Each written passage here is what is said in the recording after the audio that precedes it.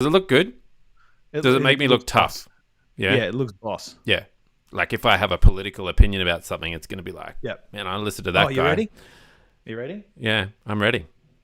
What for? You're playing guitar. Oh.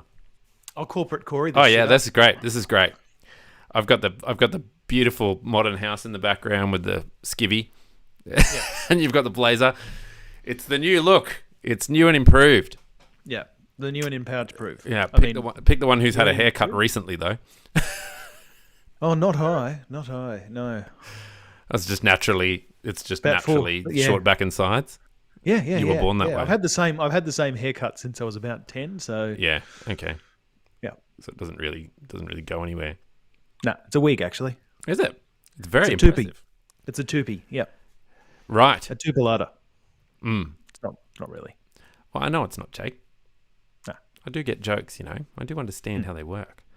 Yeah. Sometimes. I don't. I find it's really useful to explain jokes.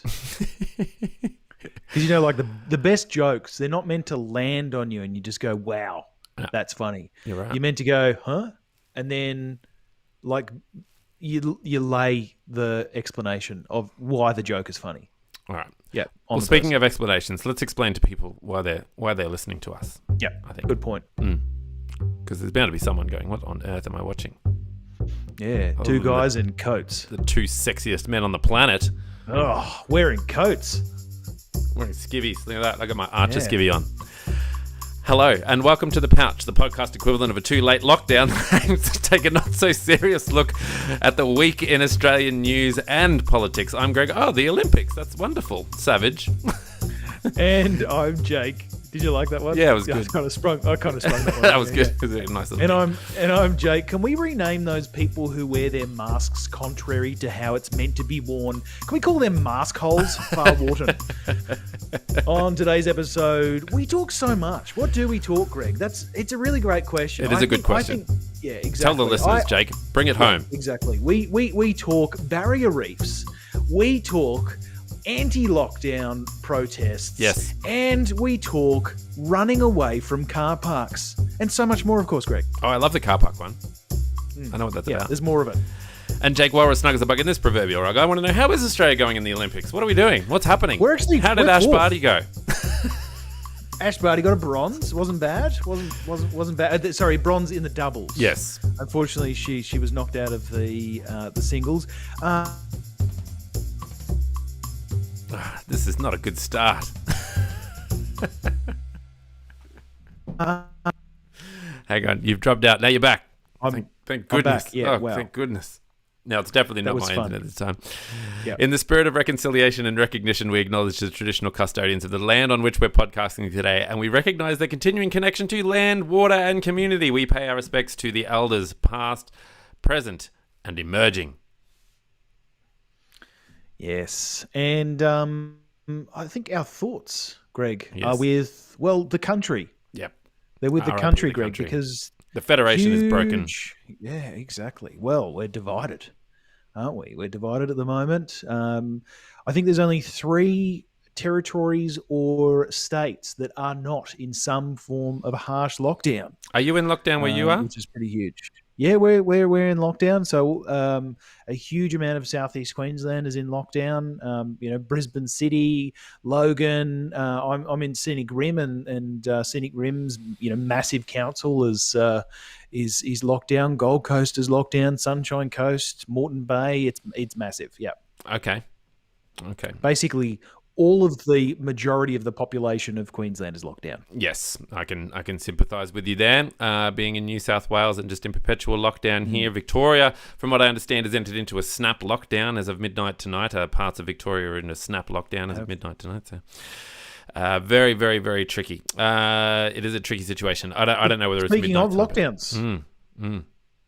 Yeah, speaking of lockdowns, Greg, how are you going? How's your lockdown been treating you? Yeah, look, we survive, we're very privileged to have jobs. We're very privileged to be able to, I'm a teacher, so I keep teaching the students, and that's a very privileged position to be in at the moment, given, I certainly empathise with the with the construction workers who are in those 8 LGAs in New South Wales that have been locked down. I certainly sympathise with the people whose businesses, due to tourism, in all three, 4 or 5 states, whatever, are all in lockdown at the moment. I know that there was some sneaky case in Western Australia that was causing some amanaz today. So everyone's living on this edge. We've got 3 kids at home. We're doing the homeschooling thing. I would like to say we've got, at least a half decent routine there. We did invent these wonderful things called mental health days, where the kids can just sort of choose to to not partake in a little bit of schoolwork if they don't want to. That's a mental health day for them and a mental health day for us. But at the same time, they are getting a fair bit of work done. I guess, we sort of take the pressure off them a little bit to get everything done, and let them lead the way a little bit, which is contrary to our usual parenting style, but that's all right. We've just got to go with the flow. So we're going with the flow. We've got work, we've got the kids at home. We feel like we're doing the right thing. There's a lot of angry people out there. I know one of the stories we're doing tonight are about the anti-lockdown protests, and you could feel that bubbling under the surface. That really wasn't a surprise when it happened. It was certainly a surprise to the police by the sounds of it. Yeah, given their extraordinary measures the week after. But look, it's bubbling under the surface, and you can feel it. People are looking for affirmation. People are looking for confirmation. People are all the shins. Yep. All of the shins. All of the shins. How are you going? Oh, look, I've only had really a week of lockdown. We entered a snap lockdown at the end of last week. It was essentially an extension of a 3-day lockdown, but they've extended it by another week. So, we're in the early days. I remember the early days of lockdown where, you're getting the whole, I don't need to drive into work. I've got all this extra time for activities. I can go for a nice long run, before work and after work. I can hang out with these people that, I don't often see, my wife and child. They seem nice, so it's... It definitely has its ups. The downs are remembering to turn off at the end of the day. It's one of those things. But we'll fall into a rhythm reasonably quickly, and I'm sure I'll get sick of running 10Ks a day. When my back starts to hurt because I've been only working those muscles, and I'm sure it'll lose its appeal. But right now, just like the first time, I'm really loving lockdown. Well, look, the thing is that, this Delta variant is just wreaking havoc across the world, and it's wreaking, division again as well. America, the United States, I should say, reached a 6-month high or something today. Plenty of political divide over there in terms of what are the best sort of practices that you're meant to do, when coronavirus is striking about... I think it's Florida don't go into lockdowns. They said there will never be a lockdown. There'll never be, schools will always be open, all those sorts of things. But, as we're discovering in Australia, the Delta variant is different. That's the line, isn't it? It's much more malicious, which is... Well, much more virulent. There's not I prefer malicious. Yeah, I like it too. There's not necessarily a lot of data to say whether it is worse, in terms of the actual outcomes, but certainly its virulence, its ability to spread easier and quicker seems to be the real kicker. But and plenty of evidence coming out around the current vaccines seem to be effective against the Delta strain, but at the same, those countries that started vaccinating early, their efficacy rates have gone down, potentially because of the time since those original vaccinations have actually occurred.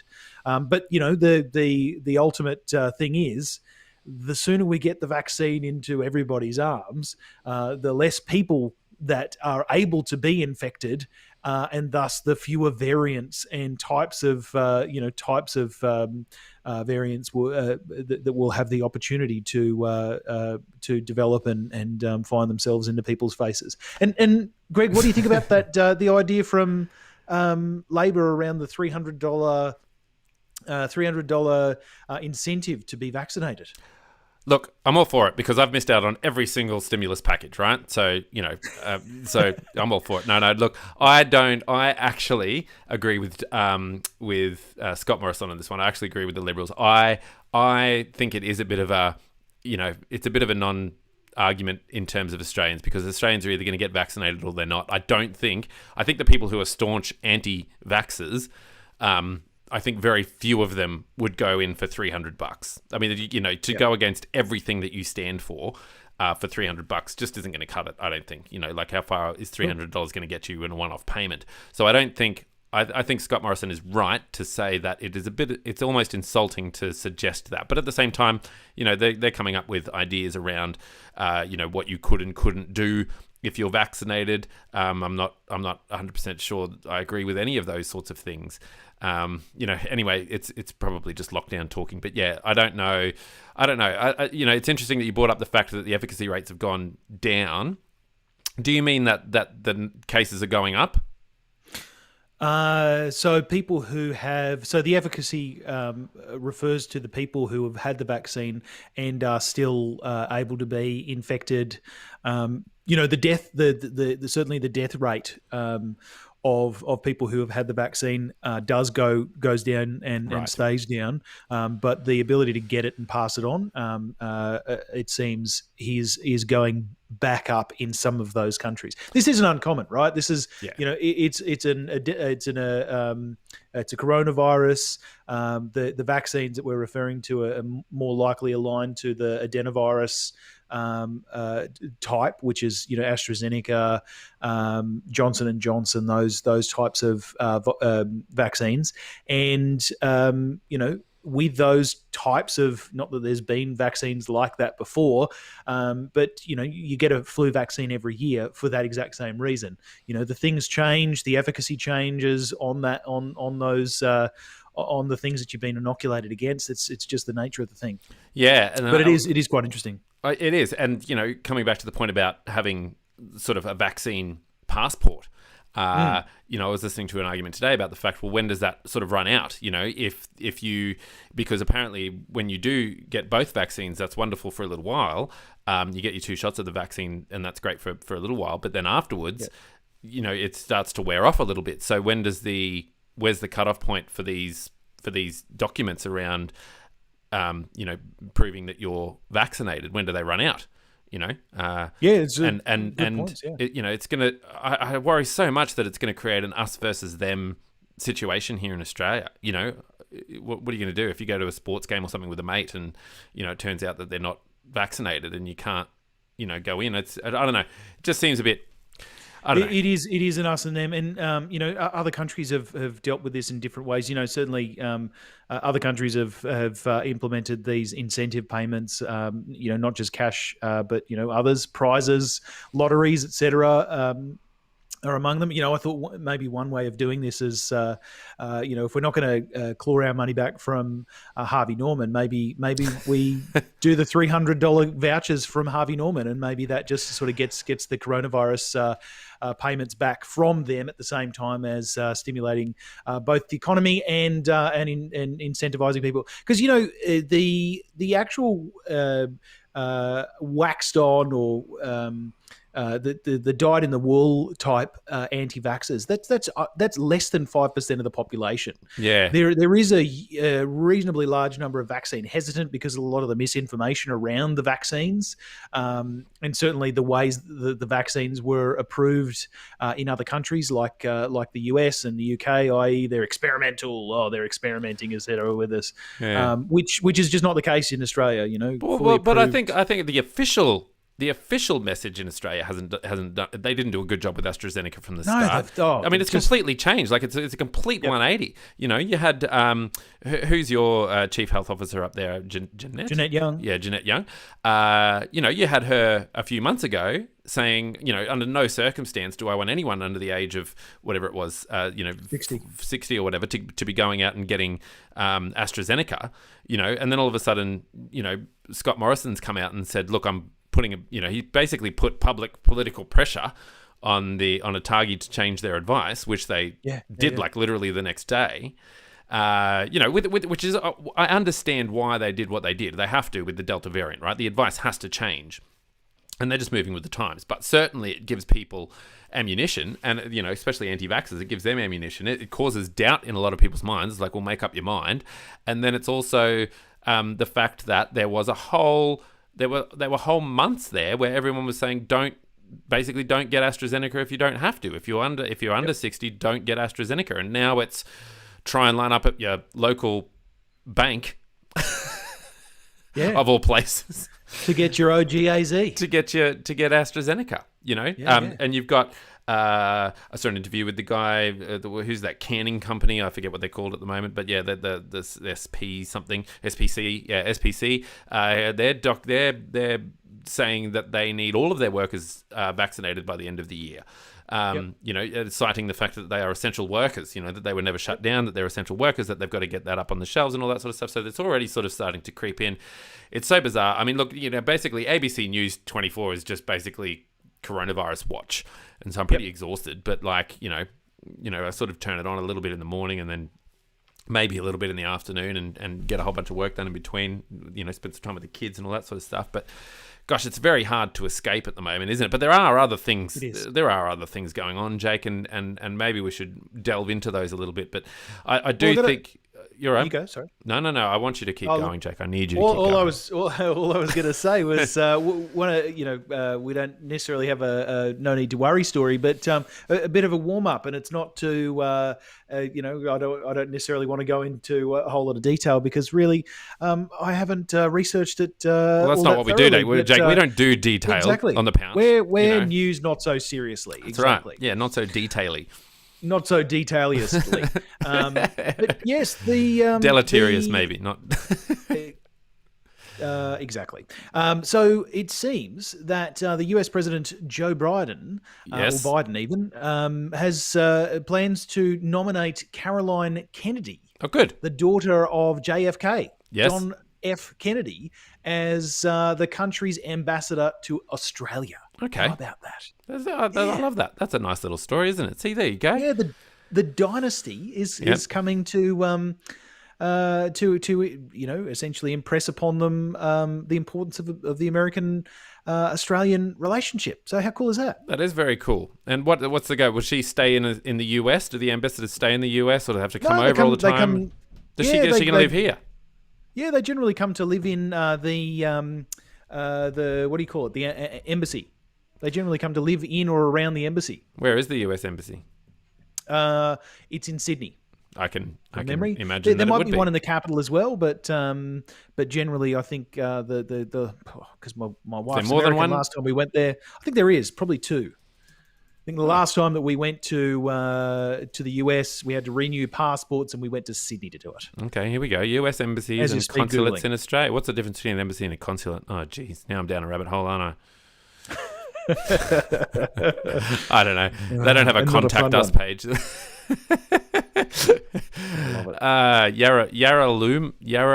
Yarralumla in the ACT. Yep. There you go. Yep. That's the consulate. No, that's the embassy. Oh no, that's the embassy. Yep. And you're right. If anyone's interested, you can email them at askembassycanberra@state.gov. I think everybody's interested, Greg. Yeah. Don't send us an email this week. Send it straight to the embassy. Yeah. There's a US consulate in Melbourne, a US consulate in Perth, and a US consulate in Sydney. But the embassy itself is in Canberra. Well, isn't she lucky, hey? She gets to go and hang out in Canberra. Yeah. Great weather. About a third of the year. These people must be really motivated, hey, to serve the public. Yeah. Because I don't imagine she doesn't have any money. No, I imagine that she's, pretty well off, right? Yeah, being part of a dynasty as she is. Yeah, absolutely. So they must be really motivated. That's what gets them up in the morning, to go and do this sort of stuff and go, I'm going to move to Australia, ACT. What a hoot. A lot of these embassy positions. I mean, I don't know about Australia, but a lot of the embassy positions, particularly for the large trading partners and large strategic partners, are given to party officials or former Congress people, former politicians.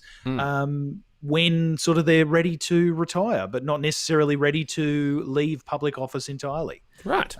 Because the person that you send, you want to be able to trust them, right? You want to be able to ensure that they're going to, maintain decorum, which is an important thing. But at the same time, like not embarrass your country. But at the same time, they need to act in particular ways. They need to act in the interests of the country. So it's a pretty interesting position. She's an American author, attorney, and diplomat who served as the United States ambassador to Japan from 2013 to 2017. She is the only surviving child of President John F. Kennedy and First Lady Jacqueline Kennedy Onassis. There you go. Yeah, pretty huge. Yeah, it is huge. Yeah, I mean, she's got a Wikipedia page. Now, Greg, speaking of huge... Not yet. Someone will put it up there. Why not? Yeah. I think I had one. Yeah. I don't Do know. you? No, I thought I did. You've got to be more well-known than this, don't you? Yeah. You want me to find out? You talk and I'll find out. No, because then you're going to add a Google entry, and Google's going to start creating I'm not sure how You're on works, LinkedIn. But, oh, that's good. I'm Anyway. probably wearing the same jacket that I'm wearing right now. All right, let's go. Let's talk about it, Jake. So, okay, this is about the Prime Minister, right? So we've got to get into this. We've got to get back into this vaccine situation. Well, actually, no, Greg. That Good. you will find is a story from the previous week, Right. that I didn't delete. And Good. In fact, no, we're not talking about the Prime Minister. We're talking Thank about God. the Great Barrier Reef, I'm sick of him. he's always on the television. Yep, doing his job, getting in front of the cameras. I'm up to 5 televisions this week, Jack. Every time he comes on, I throw something at the television. No, I don't. Yep. I don't actually mind. I think he's been a little bit out of not touch. He's been out of the spotlight a fair bit, which is, whatever. Let the states all battle it out. Let the chief health officer. He doesn't hold a needle, Greg. Your chief health officer is very aggressive. Oh, she is absolutely tremendous. She was really aggressive. So she was telling you there was way too many cars out on the road. Yeah. As she was driving to work. Yeah. Well, she lives in a populated area of Queensland, of Brisbane. So that makes a lot of sense. A lot of people leaving their houses. Do you see our one? To go to essential work. Did I see yours? Yeah. No, I didn't. How's yours? Great. Yeah, she's good. Yeah. Yeah, no, I haven't caught too many press conferences with your chief health officer. Kerry Chand is our one. She's fantastic. Your premier, certainly. I see lots of discussion around why Bunnings is still open. Yeah, she loves dodging that question. one. Yeah. She loves dodging that question. Look, I don't think we're going into a hard lockdown. I've been hanging on to that for six weeks or whatever it is now. I think we're getting into our 7th week now, and I don't think we're going into a hard lockdown. I think we've got the Berejiklian light lockdown, and that's it. She's got a Wikipedia page. Kerry Chant's got a Wikipedia page. She deserves one. She does. She's a public health physician who has been the Chief Health Officer of New South Wales since 2008. She gained prominence during the COVID-19 pandemic. Yes, she was named the state's Woman of the Year in March 2021. So there you go. I think ours was our chief health officer was reasonably similar in terms of the Queenslander of the Year, and she's actually, I think, reasonably soon going to be the state governor. She's going to move out of that and become the governor. How about that? Very cool. But yes, anyway, that's back to the Barrier we're done Reef. with the chief health officers. Yeah. We're now talking about the Great Barrier Reef, which was given a couple of weeks ago, and I think we talked about it on the show. By the international body UNESCO, it was given an in danger rating. Now, the update to this is that. Now, I'm guessing that's not because of the lack of tourists. It's very funnily enough, the health of the reef has potentially improved because got there's nothing to worry about. a very limited amount of tourism over the last little while, and obviously, the lack of carbon pollution last year because people weren't traveling and people weren't getting in cars for extended periods. But yeah, look, there's an interesting thing that has occurred. Of course, Australia was very upset by the UNESCO warning about a rating of it becoming the World Heritage Site of the Great Barrier Reef becoming in danger, and decided that she would be very environmental. And she hopped on a plane to see a bunch of world leaders who work in this, and carbon you could just neutral. zoom of in. course, You could just strap a webcam to a fish or something. Not for our environment minister. No. She's the minister for not environment.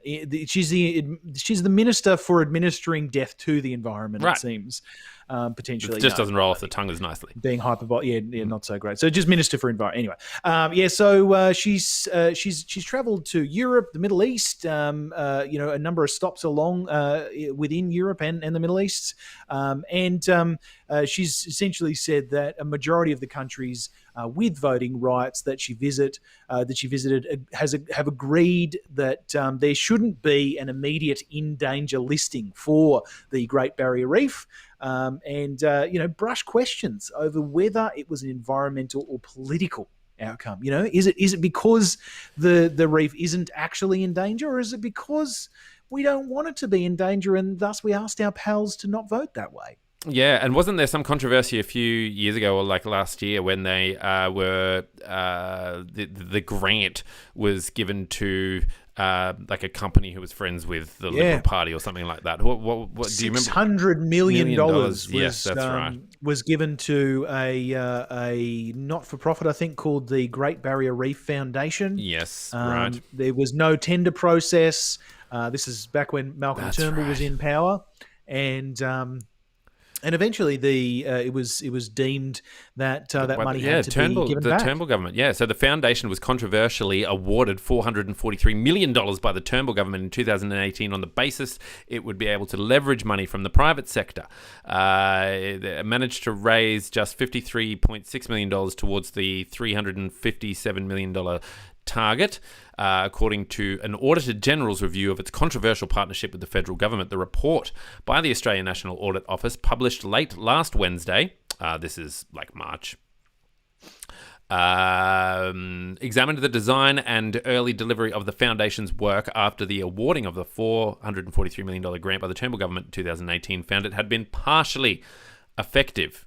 There you go.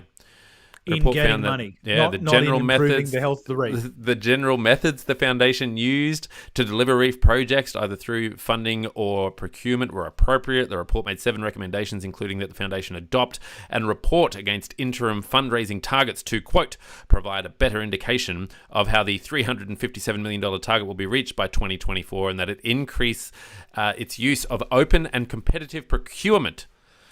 The chairman, John Schubert, said the foundation was pleased the audit had recognised the foundation's strong commitment to best practice governance. Not as delicious nothing, as not, John nothing to worry about. There's my nothing to worry about segment. Nothing to worry about. All good. I think the money was actually recovered though in the end, but yes, well, I think except something like $20 or $30 million that had been expended in consultations. But yeah, that's what happens when your board is made up of fossil fuel. Ooh, good one, Jake. Former fossil fuel executives. I love it. It's pretty difficult to get a decision that is good for the environment. But yes, so at this stage, it looks like we will be holding off this decision to make the Great Barrier Reef an in danger status reef. So we need to obviously maintain observance and observation of that reef to ensure that it is healthy and that it is recovering from its most recent major bleaching events, but at this stage, not in danger. At least that is the determination. There you go. But if you did want to prevent it from ever being in danger, and you did want to donate, by the looks of it, greenpeace.org.au have a Save the Reef Foundation. You can give a one-time pledge there, and together they can stop the destruction of the reef, if that's your thing. You know, if you're against the destruction of the Great Barrier Reef, yes, give $1. Yes. If anyone's ever watched Finding Nemo, Yeah. Or the first Yep. 10 minutes of Finding Nemo. 42 You'll know. Wallaby Way, Sydney. Yeah. Yeah. So don't donate to our Patreon this week. Give it to the Reef. Yep. Exactly. Now, speaking of... Donating to our Patreon? Yeah, why not? Don't do it. Don't do it. I'm looking for a I'm looking for a segue to the next story. Oh, sure. Look, if you're against Reefs, just as George features. Christensen is, he hates Reefs. Hates him. George Christensen is just against everything. Yeah. You know? Yeah, especially lockdowns. Absolutely. You know, if you have a contrary belief about anything, you can guarantee George Christensen will find a way to he blew up in the party room. He did. He went in and he blew up.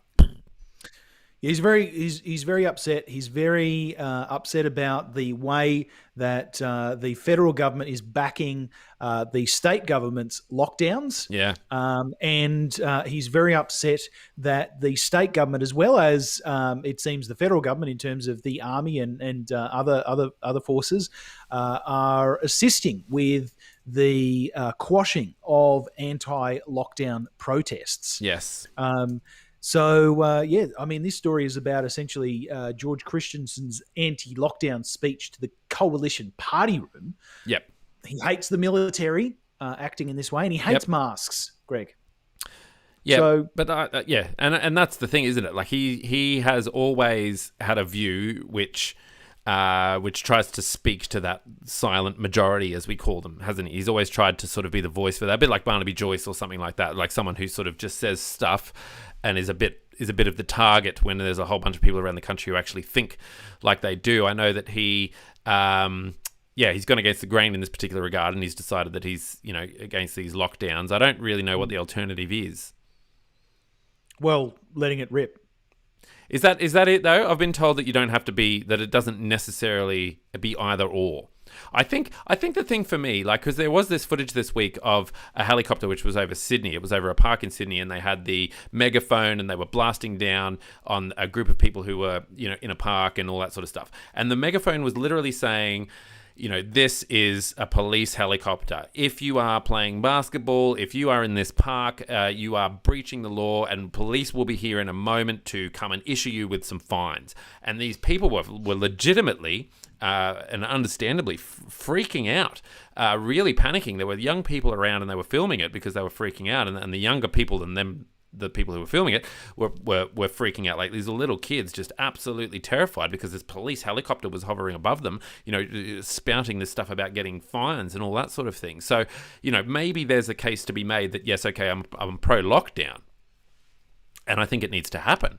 But goodness me, sending in the military and having police choppers, with megaphones hovering around these particular areas, and, the amount of people I've seen getting pulled over, if we go to the shops or whatever, people getting pulled over, and you just think, gosh, they're probably just going to the shops, or they're probably just coming home from work. And it just feels so bizarre, And you don't know, right? You're like, in your mind, you think, well, how far am I willing to accept this? Obviously at the moment, there's a lot of trust that I'm placing in the government.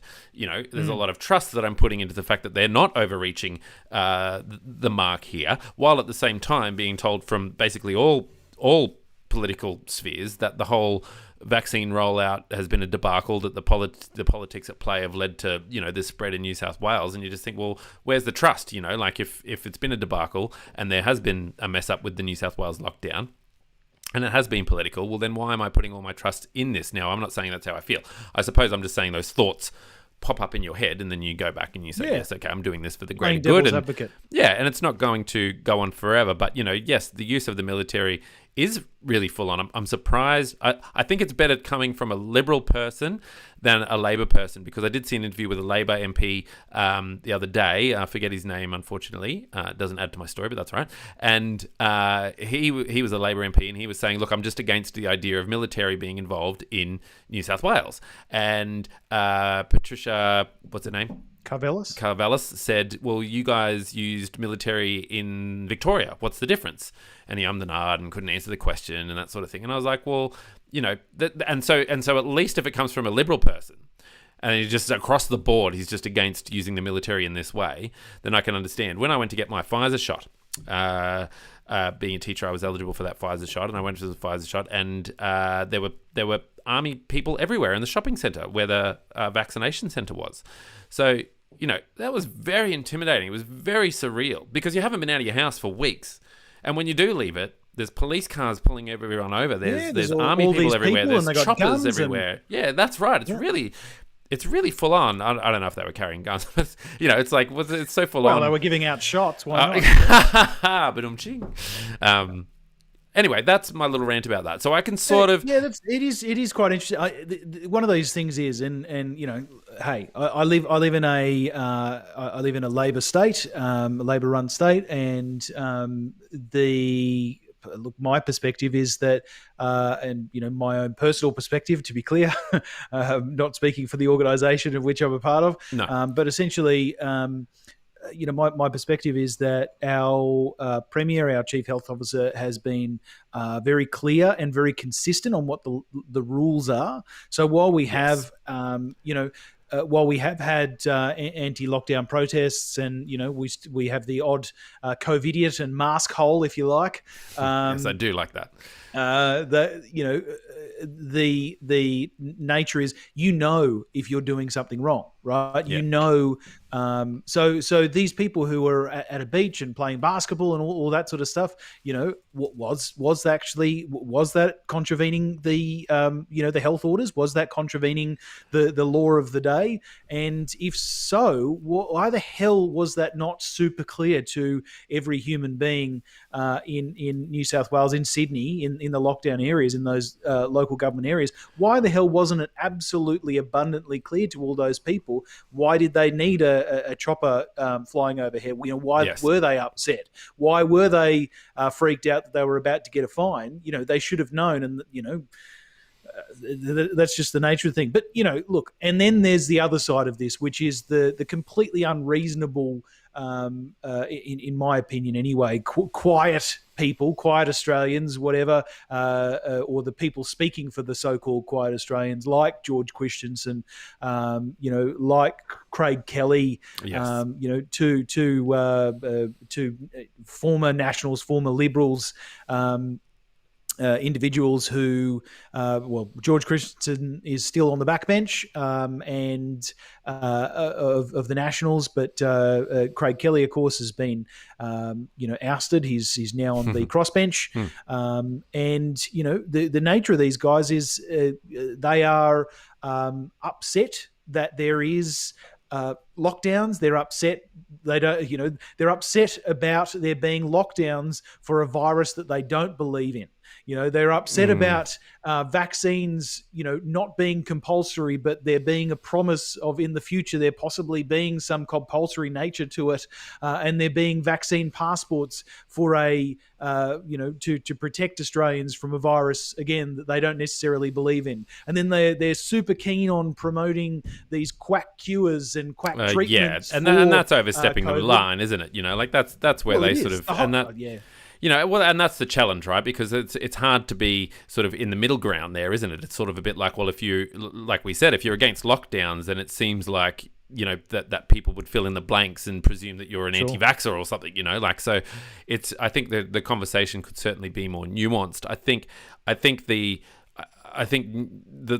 You've highlighted the point that the biggest issue that we have in New South Wales is the lack of clarity. Now, I can see the argument, particularly the fact that Berejiklian is a Liberal, member, that she, believes in the autonomy of the person. So you give them the autonomy and they'll make the right decisions. Now, a whole bunch of people didn't make the right decisions, and that's on them, and now it's on us. And but I do think that we can also attribute that to a lack of clarity. That it's a real challenge. And that lack of clarity has led to, otherwise innocent people doing things that they probably thought was okay to do.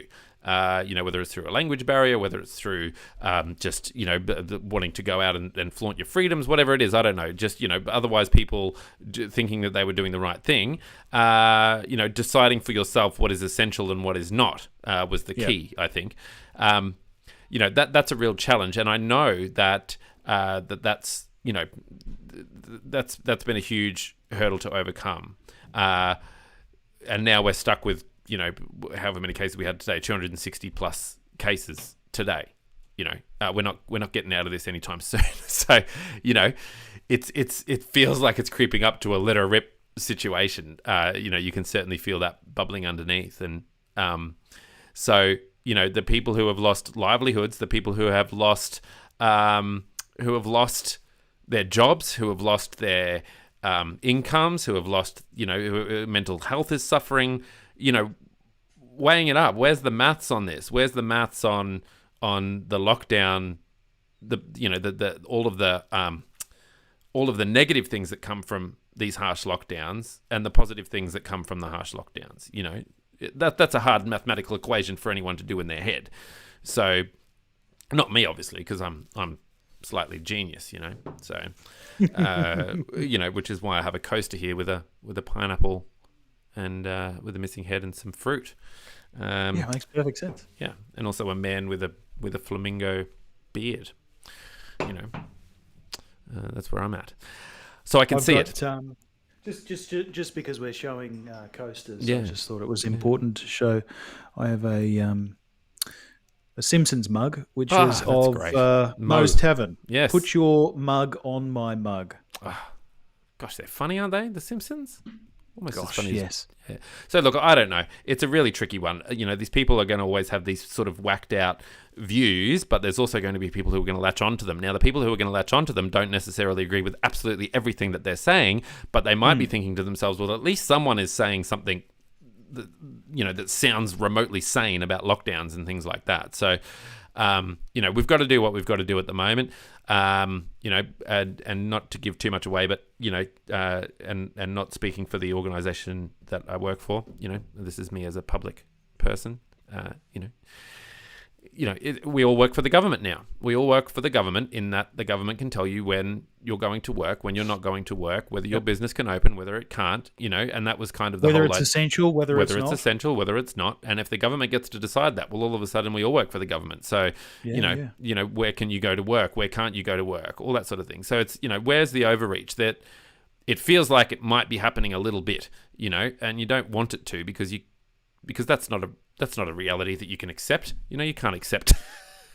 Can't accept that they've bungled it up and that they don't know what they're doing and that It's a good point, and I really hadn't considered it that way. I suppose I'm speaking from a position of relative privilege here when I say that in Queensland, every time we have had in Brisbane, moreover, any time we have had a case increase, we've had an immediate snap lockdown.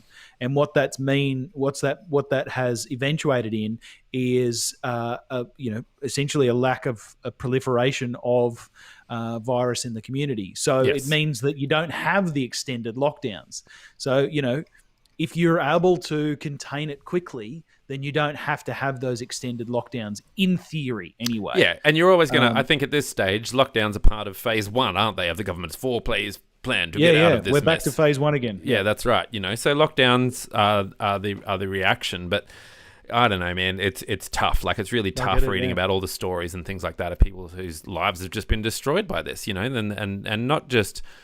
I mean, it's so intense, It's really they refer to them as essential people, and they're the people of the veins of Sydney or the veins of Australia who keep Australia ticking, and they can't even leave the area where they go to work.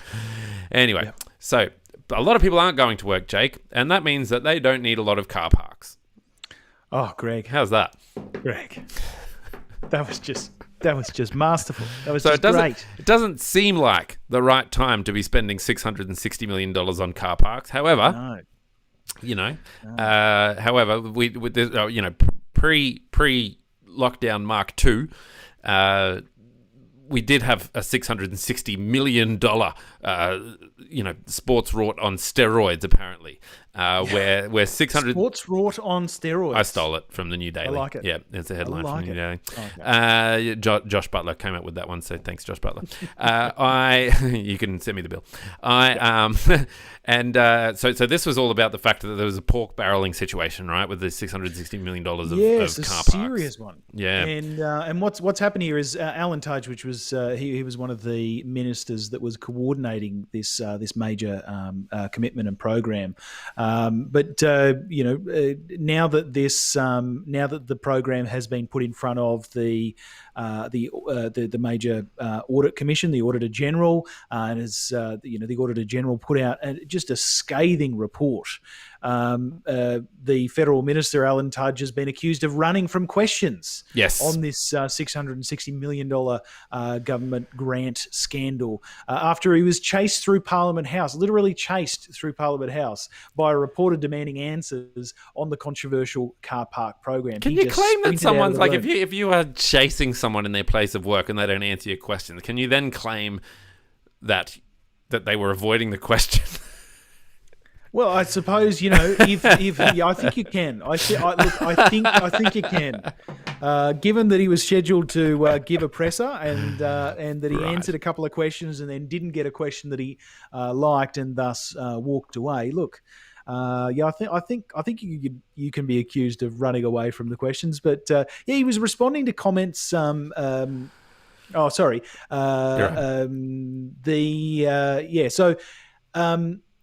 He was the urban infrastructure minister at the time, and this was his first press conference. Yeah, first press conference, and it's the first one that he's given as education minister since leaving the urban infrastructure minister. But gosh, that's a long time.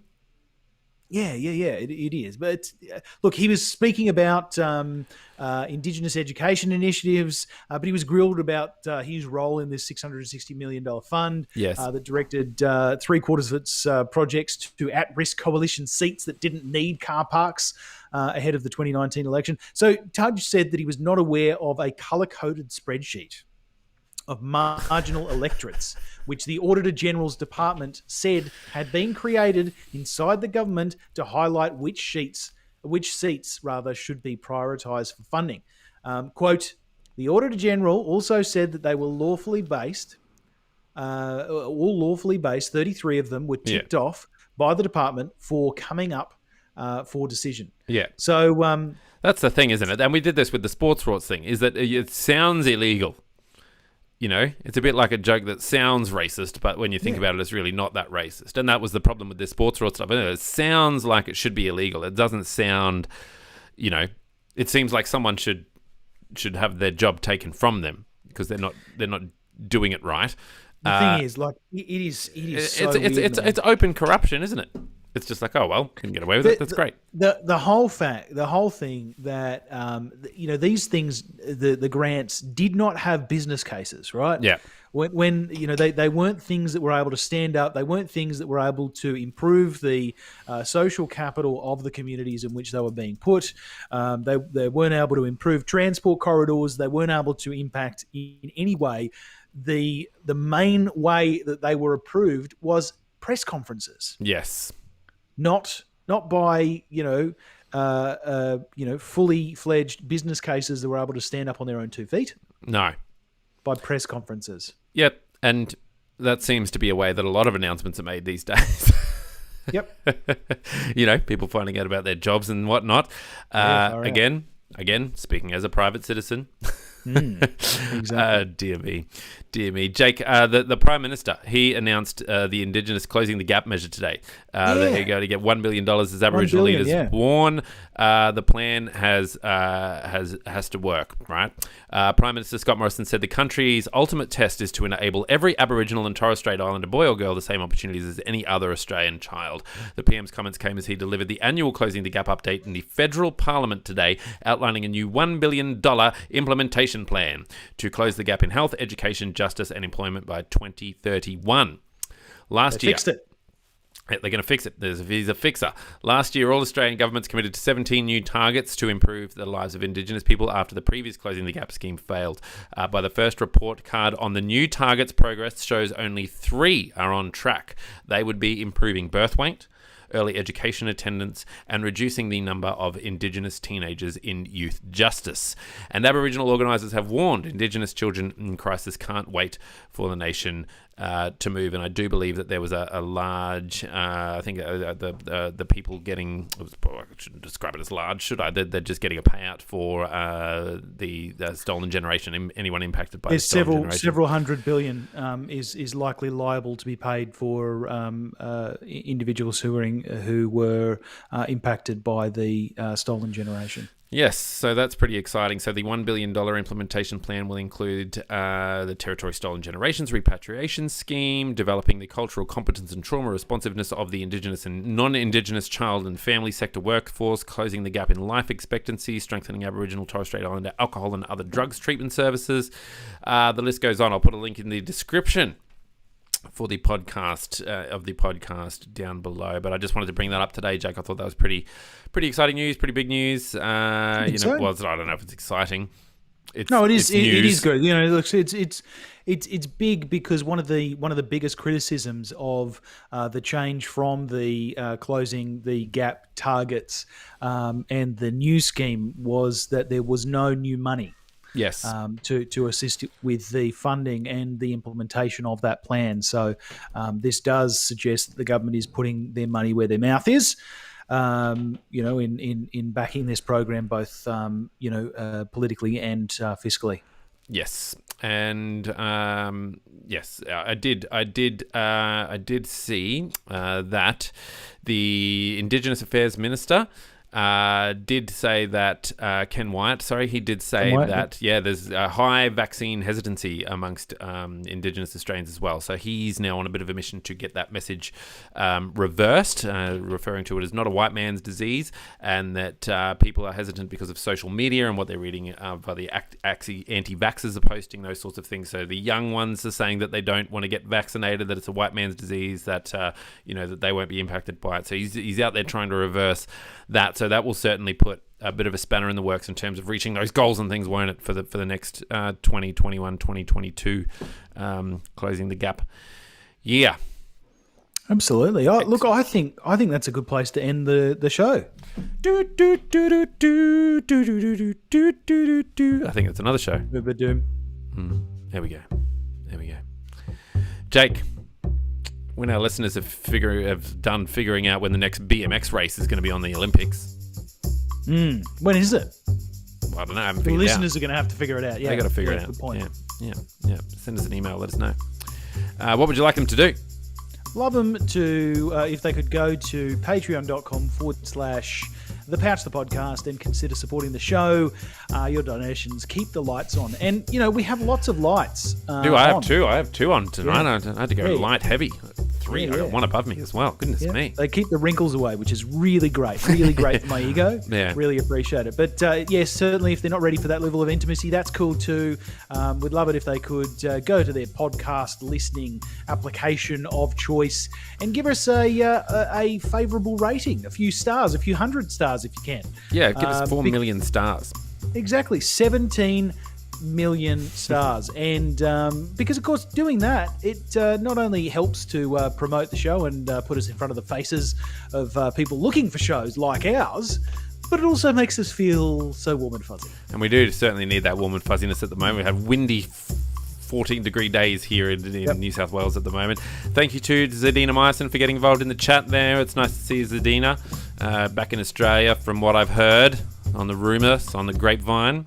Yes, nice work. Yeah, that's absolutely right. So thank you very much for getting involved in the chat there and for getting involved in the show. If you want to share the love, you can do so by telling your friends, families and foes to head to thepouchthepodcast.com, where they can choose their favourite or second favourite or third favourite player of choice and subscribe that way.